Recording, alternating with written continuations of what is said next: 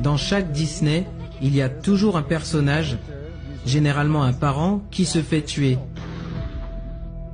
Traumatiser un enfant, pourquoi? C'est horrible, je vois pas l'intérêt de commencer une histoire avec un parent qui meurt. C'est trop triste. Dans MK Ultra, il faisait des expériences sur des enfants.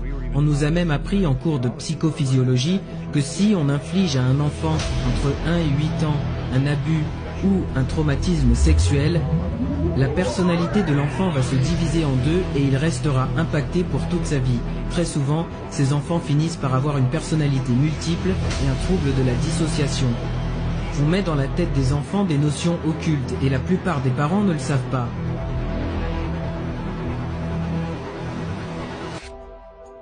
En faisant mes recherches, j'ai commencé à comprendre qu'il y avait un tout petit groupe de personnes qui influencent toutes les sociétés qui produisent ce qu'on regarde.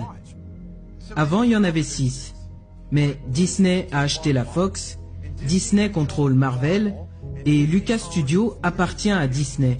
Donc regardez l'audience gigantesque que ça représente.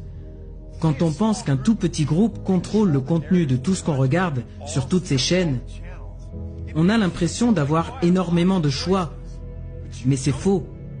Qui leur dit ce qu'ils doivent mettre sur ces chaînes? Quel est le but?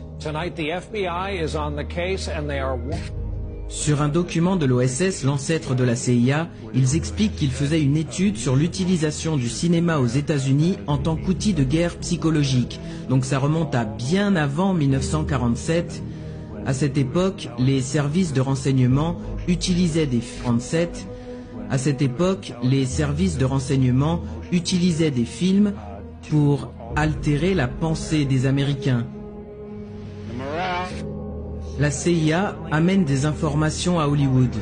Hollywood les met dans ses films et la population y croit. Ils désensibilisent les masses à la violence. On ne peut pas nier ça. Mes enfants ont vu tellement de gens se faire tuer de façon très violente. Et le sexe est de plus en plus présent. Nous, la population, nous aimons entendre que les gens nous confortent dans ce qu'on pense. On aime que les gens nous disent qu'on a raison. On n'aime pas avoir tort.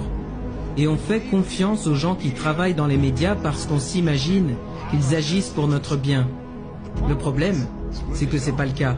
Et si on y réfléchit une seconde, ils peuvent mettre n'importe quel programme dans l'esprit des gens.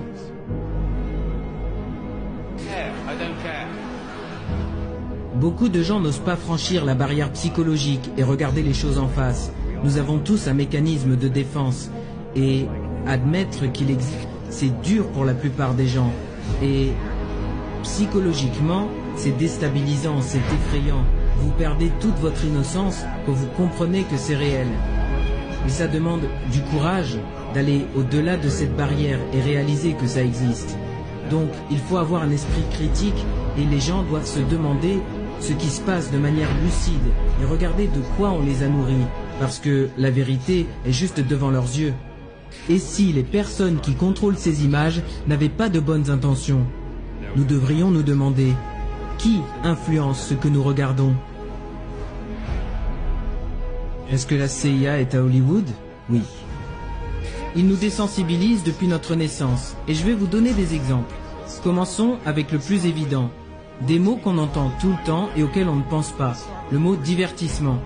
Divertir. Qu'est-ce que ça veut dire? Détourner. Détourner quoi? L'attention du public. Ok, maintenant, prenons le mot Hollywood. D'où ça vient?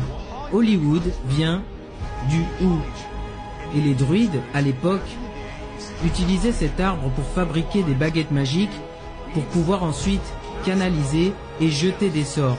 Et quand ils avaient besoin d'aide, ils faisaient appel à des mages ou des médiums pour diffuser leurs sorts à la population.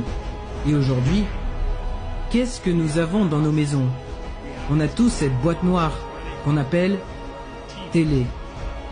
Et si on prend le mot en français, ça donne raconter une histoire. Et quand on allume la télévision, quelle est la première chose qui apparaît? Une liste de chaînes. Et quand on sélectionne ces chaînes, qu'est-ce qu'on voit? des programmes. Ils vous programment depuis toujours. Et vous ne le savez même pas.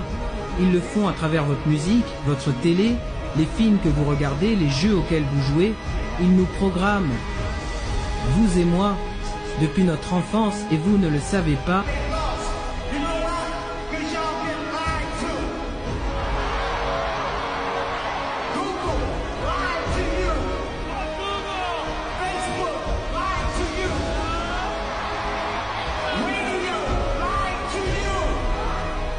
Les gens qui ont du pouvoir, que ce soit dans le milieu de la musique ou dans